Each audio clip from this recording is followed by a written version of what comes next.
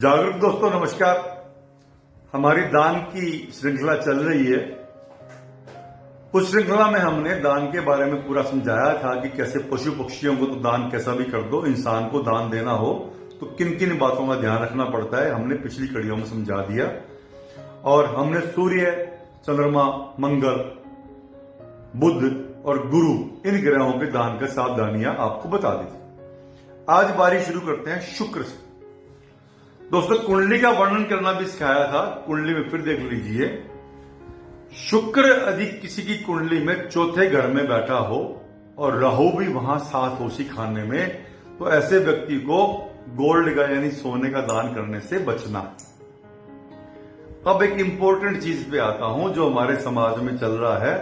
किसी अनाथ बच्चे को गोद में ले लेना, यानी कन्या गोद ले लिया, बेटा गोद ले लिया जिसके नहीं है बच्चे, या किसी अनाथ कन्या की शादी करवा देना या कन्यादान कर देना। यदि शुक्र 9वें घर में किसी की कुंडली में बैठा हो, एक कुंडली आप देख लीजिए, 9वें घर में शुक्र बैठा हो, तो किसी अनाथ बच्चे को गोद में लेना या उसकी शिक्षा की व्यवस्था करवाना या किसी बच्ची को गोद लेके उसका कन्यादान कर देने से ये व्यक्ति कंगाल तक हो सकता है। ऐसे 9वें घर वाले शुक्र के व्यक्ति को अनाज दान करने से बचना है, कन्यादान करने से बचना है, गरीब आदमी या अनाथ बच्चे की शिक्षा का प्रबंध करने से भी बचना है, वरना खुद के कंगाल होने का डर रहेगा। उसके बाद बारी आती है दोस्तों शनि ग्रह।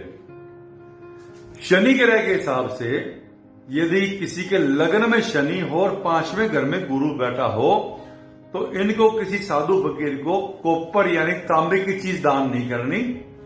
यदि कॉपर की चीज दान की गई तो उन्हें अपने पुत्र के बारे में कोई अशुभ समाचार मिलने की पूरी संभावना रहती है।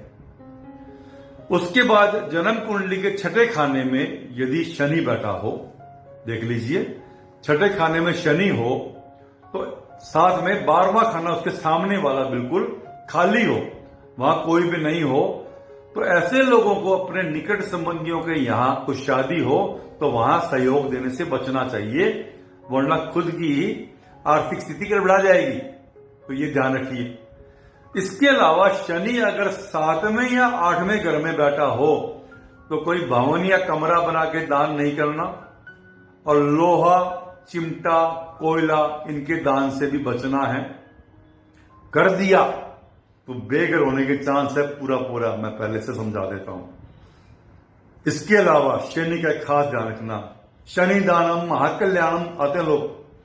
दोस्तों कुंडली के लगन में और दूसरे घर में शनि बैठे हों, ध्यान से देख लो, तो ऐसे व्यक्ति को तेल नहीं चढ़ाना, शनि को तेल नहीं चढ़ाना, नवग्रह को तेल नहीं देना, वरना आपकी पूरी प्रॉपर्टी पे तेल चढ़ जाएगा, बचेगी नहीं। फिर ना कहना मेरी सारी प्रॉपर्टी कहां चलेगी। लगन में शनि और सेकंड शनि वालों को तेल का दान धर्मस्थल में नहीं देना, मूर्ति पे नहीं देना। शनि महाराज घर पे आए तो हाथ जोड़ दो महाराज, और कोई चीज बात करेंगे, खास ध्यान रखिए। शनि के बाद शनि का दान समझ में नहीं आए ना आपके, तो सबसे उत्तम दान बताता हूं। शनि का समझ में नहीं आ रहा तो कौवों को दान दे दो, कौवों को रोटी खिला दो। कौवों को दिया गया दान शनि का सबसे उत्तम दान माना गया। कभी कभी किसी दान के कारण से शनि का शुभ फल नहीं मिल रहा, तो ऐसे समय में चांदी का दान भी किसी को नहीं करना, तब भी आप बचाव कर लीजिए। दान के बहुत नियम है। इसके बाद आती है राहु की बारी।